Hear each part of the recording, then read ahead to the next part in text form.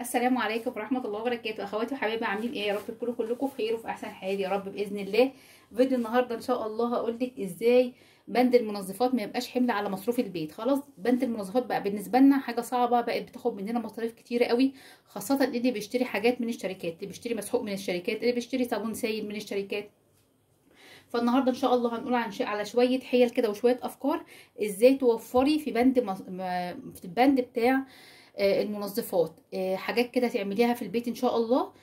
سواء بقى بودر للغسيل، غسيل الملابس يعني، سواء بقى عندك غساله عاديه، غساله اوتوماتيك. هنقول عن شويه تكات كده وشويه حركات هتظبط معاك ان شاء الله في الميزانيه وتوفر لك ان شاء الله باذن الله. وبرده مش هتستغني عن الحاجه اللي انت بتجيبيها، بس هتستعملي لها بدايل من البيت. هتكون طبعا حلوه في نفس المستوى او يمكن اقل شويه، مش مشكله، بس هتوفر معاكي وهتديكي نتيجه كويسه. المهم ان حاجتك تنضف، مش مهم بقى انت جايباها منين او عاملاها بكام. المهم انها توفر معاكي وتنضف لك الغسيل بتاعك وتنضف لك المواعين، وتعمل لك ريحه حلوه في الشقه. هنقول افكار حلوه قوي النهارده ان شاء الله باذن الله. يلا بينا بقى نبدا في الفيديو ونشوف ايه الافكار دي. اول حاجه في الافكار بتاعتنا هبدا معاكم بالصابون السائل. الصابون بتاع المواعين ده طبق اللي هو بتاع الصابون السائل اللي بحط فيه المواعين اللي بغسل بيها، يعني طبق عادي، بس بحب احط فيه الكميه اللي انا هستخدمها. وابدا ان انا اسحب منها. ما بحبش احط في الازايز وافضل ادوس بقى على الغطا عشان ينزلي، لا، بحب ان انا يبقى طبق كده قدامي واخد بالليفه بتاعه المواعين او الاسبونشه وابدا ان انا اشتغل. عايزه اقول لكم الصابون ده انا كنت عاملاه معاكم قبل كده، عايزه اقول لكم مريحني جدا جدا جدا، ما بستغناش عنه حتى بعد ما يعني الاسعار بتاعته غليت، اللي هي بقى المواد الخام بتاعته غليت قوي على فكره. كل المواد الخام غليت قوي.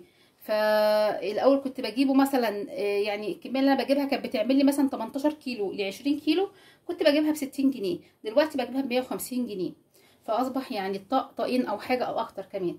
فقلت قلت خلاص يعني احاول ان انا اشوف حاجه في نفس المستوى بتاعه، لان ما شاء الله بينضف لي الحاجه جدا، والله ما بستغناش عنه. ما بشتريش من بره، يعني الحمد لله هو مكفيني، بيقعد معايا. ممكن يعني الكميه اللي بعملها مثلا بصوا هو بيعمل من 18 ل 20 كيلو حسب بقى السمك اللي انت هتعمليه.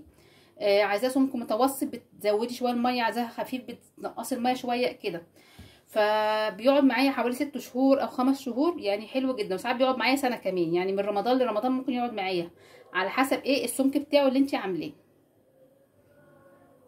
فلما غلي كده هو بصراحه قلت ادور على بديل تاني، حاجه برضو اعملها في البيت تديني نفس النتيجه بتاعته اللي انا ما اقدرش استغنى عنها. وبرضو حافظ لي على ايدي الحمد لله، ما بتعملش منه مش زي اي صابون مثلا بتشتريه من بره يبوظ لك ايدك ويبقى ينشف ايدك كده. هو لا الحمد لله، يعني اكني ما بصبنش مواعين الحمد لله. فهتلاقوه عندي على القناه لو انتوا حابين تشوفوه. فبصراحه قلت اعمل لكم بقى حاجه زيه نفس المستوى بتاعه، وتكون حاجات من البيت واسعارها حتى لو هنشتري حاجات من بره بس هتبقى مهوده شويه وهتبقى اسعارها رخيصه شويه. فلو حابين بقى ان انا اعمل معاكم فكره الصابون دي تاني بالفكره الجديده غير اللي عاملاها معاكم على القناه، قولوا لي في الكومنتات ان انا اعملها معاكم. انا قلت اطلع اديكم الفكره. لو انتوا حابين نعمل شويه منظفات كده في البيت، وهقول لكم برده على حاجات تانية ان شاء الله هتفيدكم برده باذن الله وتوفر معاكم في الميزانيه. لو حابين نعمل الفيديوهات دي اكتبوا لي في الكومنتات ان انتوا عايزين حاجات المنظفات، علشان ما اعملش حاجه وحد يكون مش حابب ان انا انزل الفكره دي على القناه. ممكن يبقى في ناس حابه تخش تسمع حاجات للتوفير بس مش حابه ان هي تشوف وصفات او تشوف حاجات تانية. فلو حد عايز وصفات زي كده للمنظفات يكتب لي في الكومنتات. ممكن برده اقول لكم حاجه على السريع كده لتنظيف الملابس. مسحوق ممكن تعمليه لتنظيف الملابس، سهل قوي وهيوفر معاكي في ميزانيه المسحوق البودر اللي انت بتشتريه. بصوا عايزه اقول لكم جيت نقلت هنا، المطبخ كان حر قوي بصراحه، ما قدرتش اكمل التصوير في المطبخ، وقلت اقعد هنا في شويه كده في الهواء واكمل معاكم الفيديو عشان اعرف اكمله. نرجع بقى لكلامنا. احنا قلنا لو احنا عايزين نعمل مسحوق في البيت بودر للغسيل، هقول لكم على طريقه حلوه قوي تضاعف معاكي الكميه. وفي نفس الوقت لو انت من النوع اللي بيحب مثلا يغسل يعني الملابس بمسحوق مثلا معين بجل مثلا، اللي هو برسيل جل مثلا او اوكسي جل او الحاجات ديت الماركات ديت مثلا، وبتحبي مثلا تغسل الفوط والملايات بالحاجات البودر اللي هي بقى المسحيق البودر الرابس والاريال والكلام ده. فهقول لك برضو على حاجه كويسه برضو هتوفر معاكي في الميزانيه وهتنضف لك الملايات والفوط وفرش الشقه كله، هتخلي حاجتك ما شاء الله يعني بتبرق كده من الغسيل. وفي نفس الوقت هتوفر لك في الكميه بتاعه المسحوق، وهتوفر لك في الفلوس نفسها. يعني انت مثلا لو هتجيبي كيلو، هتجيبي مثلا 2 كيلو مثلا مسحوق البودر العادي اللي انت بتجيبيه، اللي هي الماركه المعروفه اللي انت بتجيبيها. مش هنقول ماركات بقى، انتوا ايه، انتوا اعرفوا بقى الماركات اللي انتوا بتجيبيها. انت عندك مثلا غساله اوتوماتيك وبتجيبي لها بودر، اللي هو البودر الغالي الرابسو يعني العادي اللي احنا بنغسل بيه. هتجيبي مثلا لغسالتك كيس مثلا 2 كيلو، بس هو غالي. يعني مثلا ممكن يعمل معاكي مثلا 100 جنيه، ممكن يعمل معاكي مثلا 150 جنيه. فانت عايزه تضاعفي الكميه ويقعد معاكي فتره اطول، فيوفر معاكي الشهر الجاي مش هتشتري، وفي نفس الوقت حاجه تنضف لك الغسيل. سواء بقى ابيض الوان اي حاجه.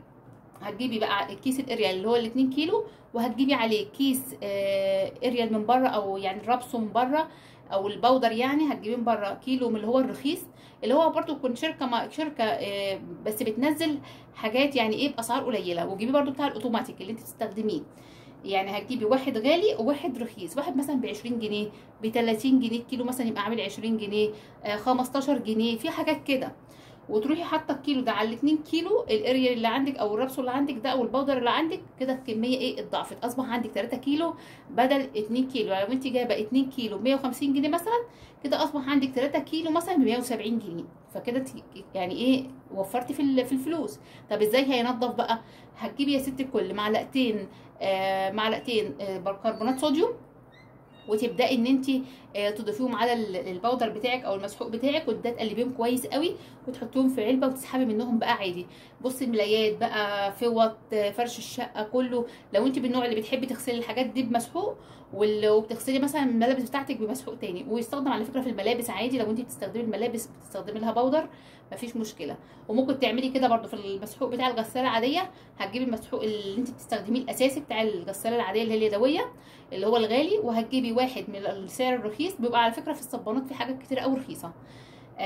وتجيبي تزودي نفس برضو ال2 كيلو عليهم كيلو، وتحطي برضو معلقتين الكربونات الصوديوم. هيبقى نفس اللي احنا قلناه، بس بدل ما ده اوتوماتيك ده عادي غساله يدويه. تمام كده. فدي فكره برضو ممكن ان هي ايه توفر معاكي في الميزانيه وتنظف لك الغسيل.